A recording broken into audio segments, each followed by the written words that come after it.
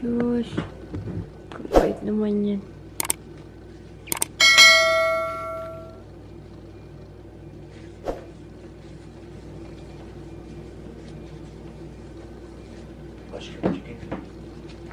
She will wear pink jacket. You will wear pink jacket, Barbie.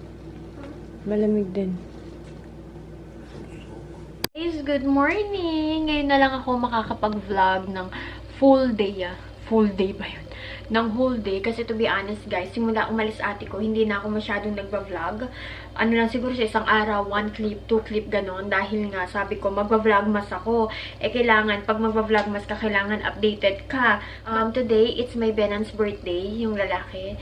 Kaya pinaglutuan ko siya ng, eto to. Mukha lang siya hindi kaaya-aya tignan, pero nagustuhan ko naman siya. I like the taste, masarap siya. Spanish bread, kasi gusto yan ng biyanan ko, yung Spanish bread.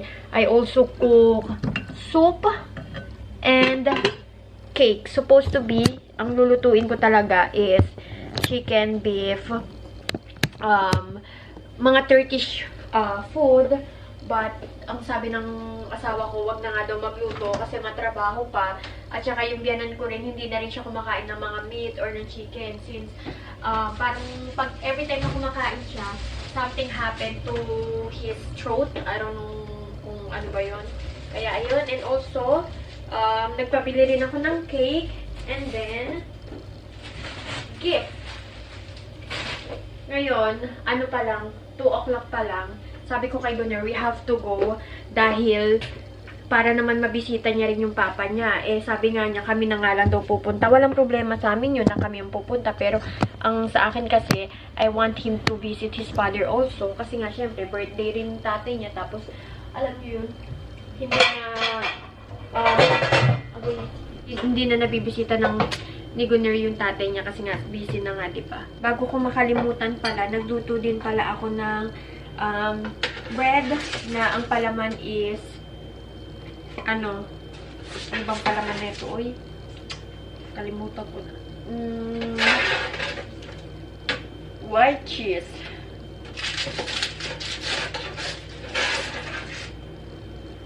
Yan. Magdala tayo na yan. Doon tayo kakain ng lunch.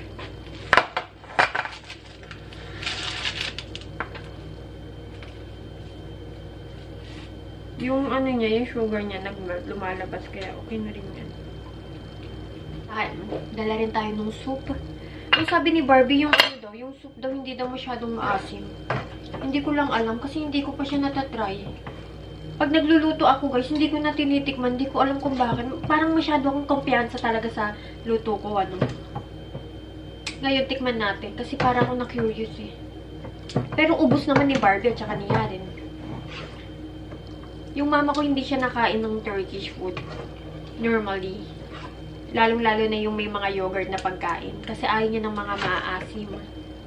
Eh, ang yogurt kasi dito maasim. Guys, papunta na kami sa tatay ni Gunnar. To surprise him. Yan.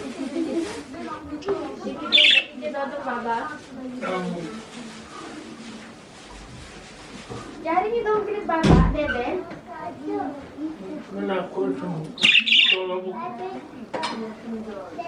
Ay, yung ulit Dede. Tama.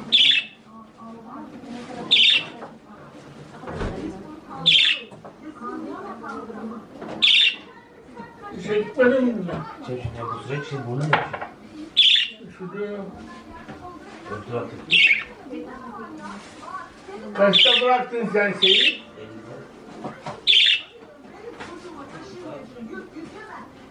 O taraftan sıcak. Buradaki sıcaklık böyle gidiyor ya. Ona bak sıcak. Var mı?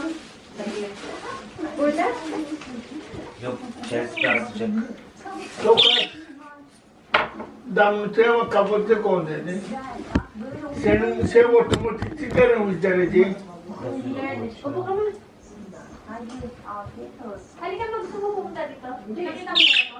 Halika.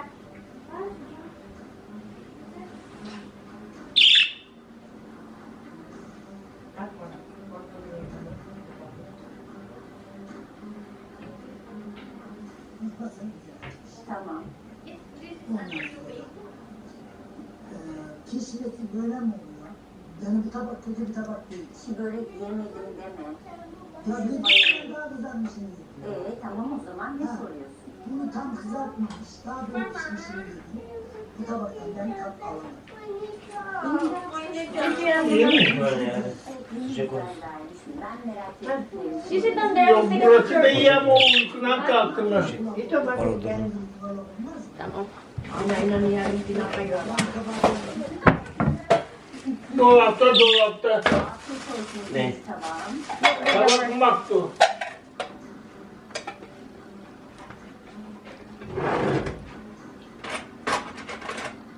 Sıcak mı? Yine yardım et ya. Yarın. Sen hadi. Çocuklar nerede? Baba Yemin ederim. Belki daha güzel. Evet olabilir. Kıymasına Bir, iki, üç. soğan tadı Tekrar. var içinde. Güzel bir tat var tabak. Hadi. Afiyet Ikaw pa. olsun. Yukarı dağılı orada. 1, 1, 2, 3.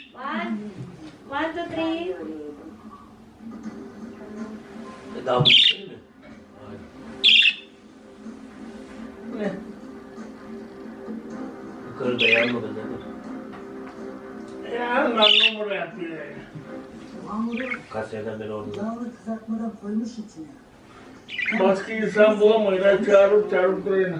Hem de yağ çekmiş. Tamam Bu yağ çekmiş. anladım. Ben bunu Ne olmuş mu açmış? Açmış. açmış. Nasıl su falan giydim mi kenara? Açmış. Sahiller fena olmuş. Çok fena olmuş sahilde. Kıyması da pişmiş. Akıyor. My love, your cake looks good. Dedim ki niye bir şey? Baba kaç yaşındasın?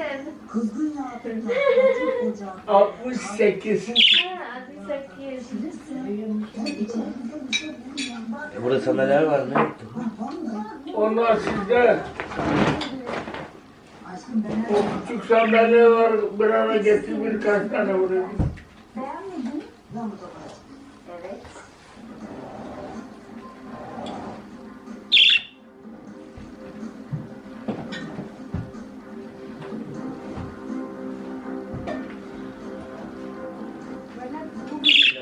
Pişirmiş. Hiç pişmemiş. Ben de. Olmaz mı ya? Bu da pişmiş. Evet. Anlamadım. Kaldırdı. Bunu içine mi olmaz? Gel. İşte Tamam daha fazla eyleme bence. Beğenmedin. Ama bence olmadı. Senin hamurlarını Kızartması. kapıyı yaptı mı depo? hamurlarına bir şey diyor.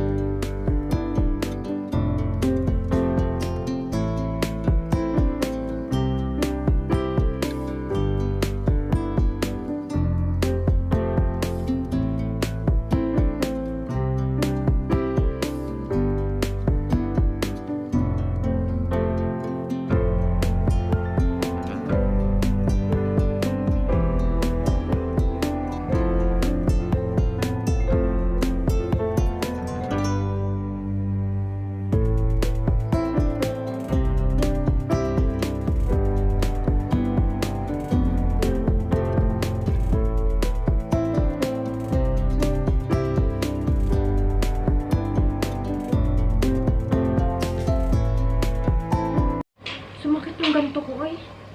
Yan. Nung puma. Oo, biglang ito parang kumirot. Ang sakit. Lamig yan ha? Sa lamig nga to eh. Sobrang lamig na sa labas guys.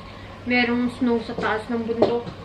Anyway, nag-grocery kami. Nag-grocery na ako nung nakaraan. I think yesterday. Bago yung pasukan, nag-grocery na ako. Kasi nasabi ko, paghahanda nga para sa pasukan nila. And yun naman, bumili ulit ako para sa lulutuin for tomorrow maybe. For tonight. I will cook pancit tonight. Titignan ko kung meron pang pancit bihon. Anyway, I got garlic here. Ito naman, nakalimutan ko na naman kung ano to. Basil? No, not a basil. I forgot. And Wait a minute. Bumili ako ng chicken para sa pancit. And then, eto din. Masarap ilagay sa pancit, guys. Yung onion leaves. Fresh onion leaves. I also got chocolate chips. Ma, ito yung tinutukoy mo, ma? Yan, iba yung sa kanya. Bilog, tapos may kahon sa gitna. Eto nga, eto naman, ay, eto, plastic. Hindi Tapos ganun. merong ano, kung ganun. Iba yun. Diba? Hawakan mo lang sa gitna. Oh. Hindi ganun. Ah. I got this one. Is this yours? Yes. Manitadya ako na lang. Tama. Tapos they also have mega na cheese. Na Cheetos. Tikman natin yan. And then, ang pinunta ko talaga sa shop, guys, sa shop ako namili, is etong peanut butter nila kasi, wala na yung tinapay ditong maliit. Wala na. Bakit wala na? Inubusan namin. Kinain nyo na? Inubusan na yan. Ako nakakain ako ng isa. Okay, good. Sa taas. That's good. Bumili ako nun kasi nga sabi ko meron tinapay dito na parang monay ba na maliit. Binili ko yun nung nakaraan. Yung pala kinain na nila, which is good. Tapos nagpabili ako kanila Barbie neto nung nakaraan. Wala daw silang nakita. Samantalang nandun ang dami-dami. Ang gagaling niyo talaga. And then, etong brownies na to. Eto guys, ang mahal neto for the brownies. Pero ang sarap niya talaga. Hindi naman super mahal. Kumbaga parang not the normal price for the brownies. Etong mga yogurt stick. And then, bumili na ako ng hot chocolate. Kasi walang hot chocolate at saka etong glue for Barbie. Meron ako nakitang hot chocolate sa Beam. Gusto ko sana siyang bilhin kaya lang ang liit niya. Ang kaso lang, inisip ko baka may nabili na ako noon tapos hindi ko siya nagustuhan. Kasi may nabili akong chocolate before. Hot chocolate. Hindi ko siya nagustuhan. Pero tignan natin yung name. Kasi it's the same with the... Natandaan ko kasi yung name na... same lang siya. Same lang. Mabuti na lang hindi ko binili. Guys, magluluto ako ng pancit. We have here chicken. I don't usually put, ano bang tawag niyan? Uy, sibuyas. But I will put na lang bawang. We have here, eto, yung onion leaves. Kasi masarap talaga to pag may sa pancit. Carrots. We have cabbage and then red bell pepper. Luto na ang aking pancit. Okay naman siya sa panglasa ko. I-mix-mix lang natin kasi may mga gulay yan sa ilalim eh. Ayan. Okay na siya. Ang gusto ko dyan yung may mga, ito yung may mga green-green. Ayan ang gusto ko dyan. Kain-kain. Si Mama supposed to be, alis niya na ng Friday. And then we decided na hindi na lang paalisin si Mama. Actually, hindi ako yung nag-decide. Si Gunner, nagbigay siya ng advice na much better na magstay muna si Mama dito. And gusto rin talaga ni Gunner na magstay si Mama dito. Kasi ang sabi sa akin ni Gunner, dito daw mas comfortable si Mama. Kasi sa Pilipinas marami siyang problema, marami siyang iniisip. Ganun ba? Kaya dito daw, at least dito, nandito yung mga apo niya. Wala siyang iisipin. And then makakasama niya pa kami. Kaya, ganito ko kay Mama. Sabi ko sa kanya, Ma, ano bang gusto mong mangyari? Sabi ko si Gunner is ayaw kang pauwiin. Gusto niya magstay ka lang daw dito. Ikaw ba? Ano bang gusto mo? Sabi ni Mama, okay lang, okay, o sige daw. Ngayon, sabi ko, yung mga bagahe mo, ipapadala na lang. Pero titignan ko kung kailan ipapadala kasi sa January pa daw yung package, yung nakausap ko sa January pa. And sabi naman ni Mama, okay daw, natutuwa daw siya at yung siyang palisin ni Gunner kasi iniisip niya daw na baka si Gunner naiilang kasi nandito si Mama, which is hindi naman, gustong-gusto nga ni Gunner nandito si Mama. Kaya, yeah, baka hindi na umalis si Mama. And we will see kung ano pang mangyayari na itong mga nakasusunod ng mga araw, kung hindi or aalis pa siya sa... It's actually a good news. But I think for sure si mama malulungkot din. Kasi winter na dito guys. And alam niyo naman pag winter, it's a depressing season. And kaya mahirap din para sa mama ko. Kasi may edad na din siya. Tapos ang lamig pa. Hindi pa siya sanay, diba? But we will see kung ano bang mangyayari. Hopefully maging okay ang lahat.